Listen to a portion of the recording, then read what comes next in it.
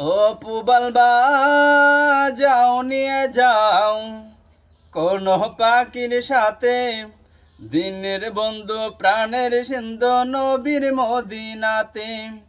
ও পুবালবা যাও নিয়ে যাও কোন পাখির সাথে দিনের বন্ধু প্রাণের সিন্ধু নবীর মদিনাতে। বৈশন শন হই অনমন পেরিয়ে প্রাণপণ সকল বার। কেউ শুতে চায় তারার আলো, কেউ শুতে চায় চাঁদ। কারো আবার মনের মধ্যে মঙ্গল গ্রহের স্বাদ।